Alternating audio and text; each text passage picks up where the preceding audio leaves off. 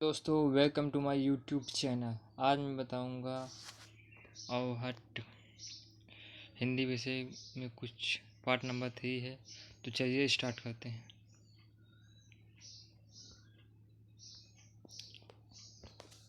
अवहट्ट अभ्रष्ट शब्द का विकृत रूप है। इसमें अभ्रम का अभ्रम या परवर्ती अभ्रम कह सकते हैं। अवहट्ट अपभ्रंश और आधुनिक भारतीय आर्य भाषाओं के बीच की समकालीन भाषा है। इसका कालखंड 900 ईस्वी से 1100 ईस्वी तक निर्धारित किया जाता है। वैसे साहित्य में इसका प्रयोग 14वीं सदी तक होता रहा है। दामोदर पंडित, ज्योतिश्वर ठाकुर, विद्यापति आदि रचनाकारों ने अपनी भाषा में अवहट्ट या अवहट्ठ कहा है।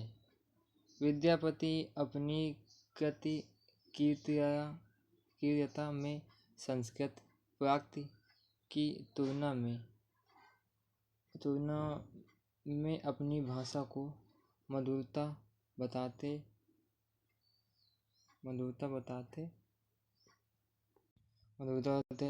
सक्कव, वाणी, बहुवन, भाई, पौ, रस को मम न पवई देसियर।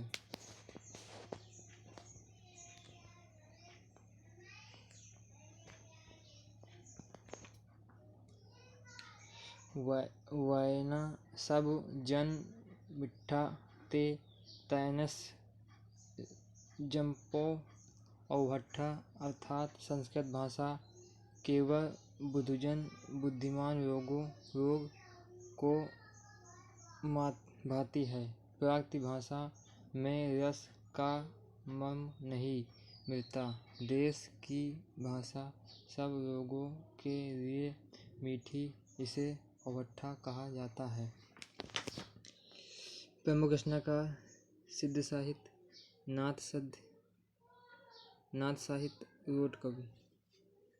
गौरव वे दामोदर पंडित,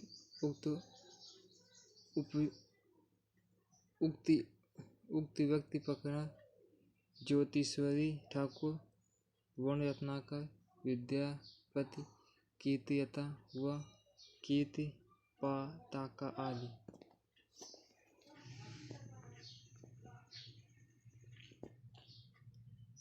नोट: बहुत से विद्वान मानते हैं कि अवहट्ट अपभ्रम को बिगाड़ कर बना शब्द है। यह अपभ्रम से पृथक कोई भाषा नहीं है। यह अपभ्रम का ही दूसरा नाम या हद से परिवर्तित अपभ्रम कहा जा सकता है। इन विद्वानों का मंतव्य है कि आचार्य हजारी प्रसाद द्विवेदी, दो पटुक विशिष्यों शिव प्रसाद सिंह व नामवर सिंह ने इसे स्वतंत्र भाषा के रूप में स्थापना करके अपने नाम का सिक्का चढ़ाने का प्रयास किया है। प्राचीन या पुरानी हिंदी, प्रारंभिक या आरंभिक हिंदी, आदिकालीन हिंदी। मध्यदेशी भाषाओं परंपराओं की विशिष्ट उत्तराधिकारी होने के कारण हिंदी का स्थान आधुनिक भारतीय आर्य भाषाओं में सर्वोपरि है।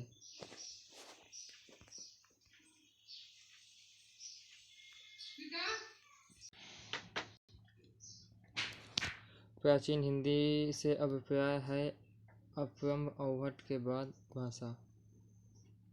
हिंदी का आदिकाल हिंदी भाषा का शिशुकाल है। यह वह काल था जब अपभ्रम अवहट्ट का हिंदी भाषा पर मौजूद था और हिंदी की बोलियों के निश्चय व स्पष्ट स्वरूप विकसित नहीं होते थे।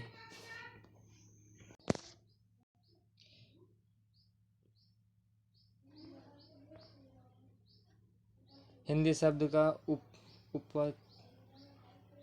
उपयुक्ति। हिंदी शब्द की उपयुक्ति भारत के उत्तर पश्चिमी अफगान सिंधु नदी से संबंधित है। विदित है कि अधिकांश विदेशी यात्री और आकांता उत्तर पश्चिमी सिंध से ही भारत आए। भारत में आने वाले इन विदेशियों ने जिस देश के दर्शन किए वह फिर सिंधु नदी के पूर्व दिशा का देश था। ईरान अरफस के साथ भारत के बहुत प्राचीन काल से ही संबंध थे और ईरानी सिंध को हिंदू कहते। सिंधु हिंदू सा का हा में तथा धा का दा में परिवर्तित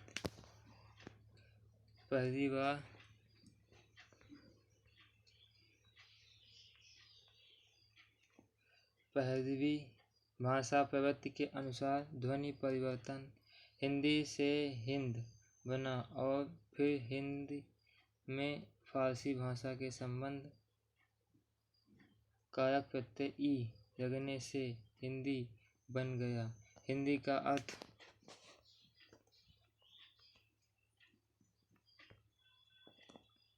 है हिंद का। इस प्रकार हिंदी शब्द की उत्पत्ति हिंद देश निवासियों के अर्थ में हुई। आगे चलकर यह शब्द हिंदी की भाषाओं के अर्थ में प्रयुक्त होने लगा।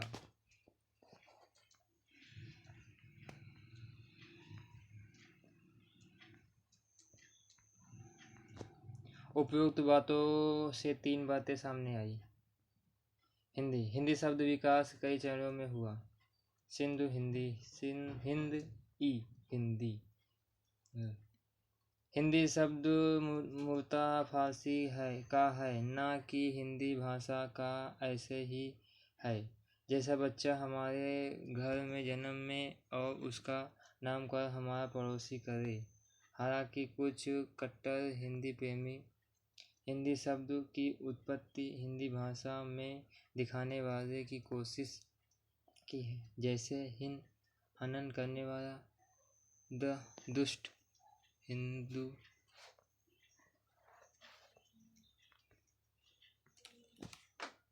अर्थात दुष्टों का हनन करने वाला हिंदू, और उन लोगों की भाषा हिंदी हीनों व दुरन हिंदू अर्थात हीनों का दमन करने वाला हिंदू और उनकी भाषा हिंदी। चूँकि इन उक्तियों में प्रमाण कम अनुमान अधिक है, इसलिए सामान्यतः इन्हें स्वीकारा नहीं जाता।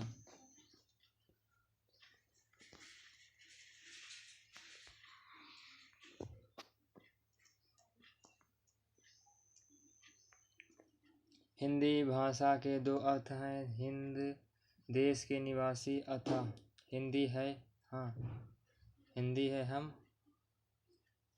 वतन है हिंदुस्तान हमारा। इकबाल। और हिंद की भाषा। यह बात अलग है कि अब यह शब्द इन 2 आरंभिक अर्थों से पृथक हो गया है। इस देश के निवासियों को अब कोई हिंदी नहीं कहता, बल्कि भारतवासी, हिंदुस्तानी आदि कहते हैं। दूसरे, इस देश की व्यापक भाषा के अर्थ में भी अब हिंदी शब्द का प्रयोग नहीं होता है, क्योंकि भारत में अनेक भाषाएं हैं जो हिंदी नहीं कहलाती।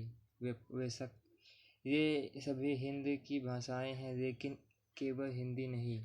उन्हें हम पंजाबी, बांग्ला, असमिया, उड़िया, मराठी आदि नामों से पुकारते हैं। इसलिए हिंद की इन सब भाषाओं के लिए हिंदी शब्द का प्रयोग नहीं किया जाता।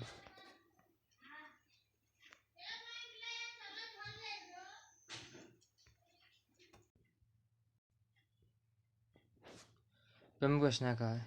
हिंदी भाषा विशेष का वाचक नहीं है। बल्कि यह भाषा समूह नाम है। हिंदी जिस भाषा समूह का नाम है उसमें आज के हिंदी प्रदेश क्षेत्र की 5 उपभाषाएं तथा 17 बोलियां शामिल हैं। बोलियों में ब्रजभाषा, अवधी एवं खड़ी बोली को आगे चलकर मध्यकाल में महत्वपूर्ण स्थान प्राप्त हुआ है। ब्रजभाषा प्राचीन हिंदी काल में ब्रजभाषा अपभ्रंश अवहट्ट से ही जीवनरस रहती रही। अपभ्रंश अवहट्ट की रचनाओं में ब्रजभाषा के फूटते हुए अंकुर को देखा जा सकता है। ब्रजभाषा साहित्य का प्राचीनतम उद्भव ग्रंथ सुधारक अग्रवाल का प्रबंध चरित 1354 ईस्वी है।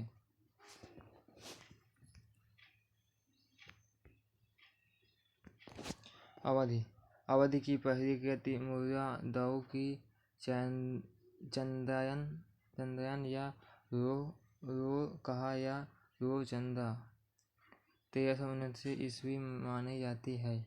इसके उपरांत अवधी भाषा के साहित्य का उपरोक्तर विकास होता है। खड़ी बोली प्राचीन हिंदी काल में रचित खड़ी बोली साहित्य में खड़ी बोली के अपभ्रंश प्रयोगों से उनके आदि रूप या बीज रूप का आभास मिलता है। खड़ी बोली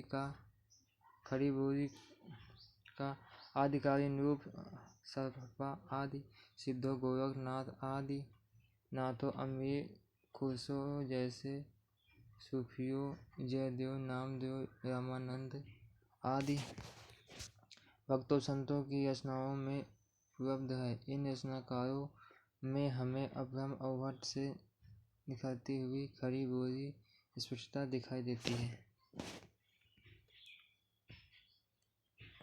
मध्यकालीन हिंदी मध्यकाल में हिंदी का स्वरूप स्पष्ट हो गया तथा उसकी प्रमुख बोलियां विकसित हो गई। इस काल में भाषा के 3 रूप निखर कर सामने आए, ब्रजभाषा, अवधी। अब इसके बाद पार्ट नंबर 4 में आगे बताएंगे। तो वीडियो को लाइक करें, शेयर करें और कमेंट बॉक्स में जरूर बताएं।